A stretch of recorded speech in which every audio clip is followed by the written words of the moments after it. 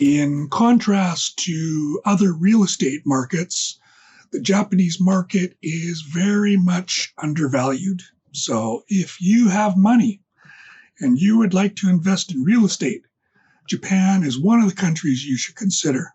The other thing is it's a great country, it's beautiful, it's safe, the food is good and healthy, the infrastructure is great. I mean, I can't say enough about Japan. There's so many good things here. The other thing is Airbnb is legal in Japan as long as you make an effort to get it approved. In fact, I don't think there are any illegal Airbnb units in Japan now. They've really clamped down. So it's a good long-term business or side hustle for you as long as you go through the process of getting licensed. And it's totally legal and it's popular. 50% of our guests now are Japanese. We have a lot of Chinese guests, and then we have guests from all over the world as well. But yeah, it's very popular. To be an Airbnb host in Japan, you need to understand the local laws.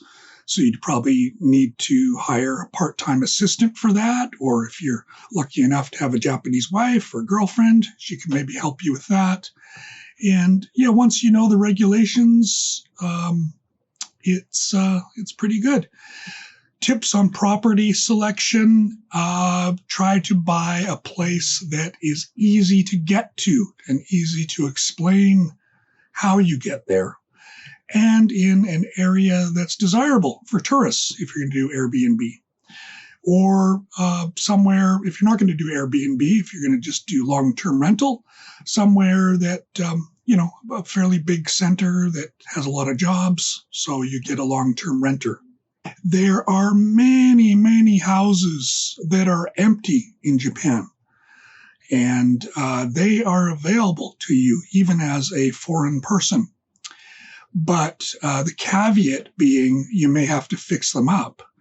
But if you are like my friend and you're good with your hands, you're good with a saw and a hammer and nails, you can do very well here by fixing up houses and then maybe reselling them or turning them into an Airbnb or a long-term rental. So I'm unfortunately not very skilled that way, but I've tried to find bargains in other ways. But there's a lot of opportunity here in Japan, and Japan needs more people. The population's going down. They're welcoming foreigners. So it's very different from past years. It's a great chance for you. Even if you cannot come up with a lot of money, of course there are banks and things like that, but if that is closed to you, I would consider crowdsourcing. If you word it the right way, you might be able to generate enough money to buy some properties.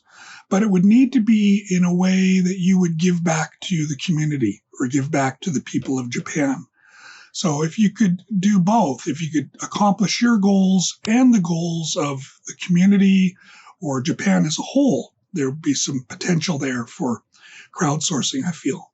But you need to be careful about, are things never going to change? Regulations change. Airbnb could go bust.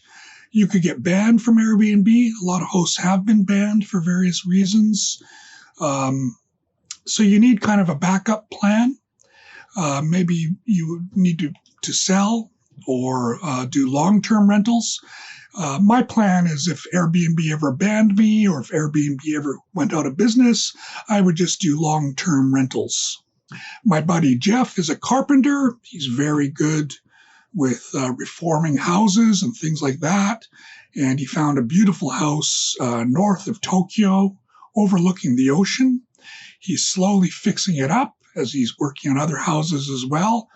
And he's using this as a long-term Airbnb investment, and he wants to stay there sometimes as well. So there are opportunities around, as I say, especially if you're good at fixing up homes. The long-term outlook for Japan, we're not going to have enough people here. So there are going to be many, many akiya, or empty houses. Akiya is the word for empty houses in Japan. And especially small towns want people. And Japan is trying to promote different areas, more rural areas for tourism.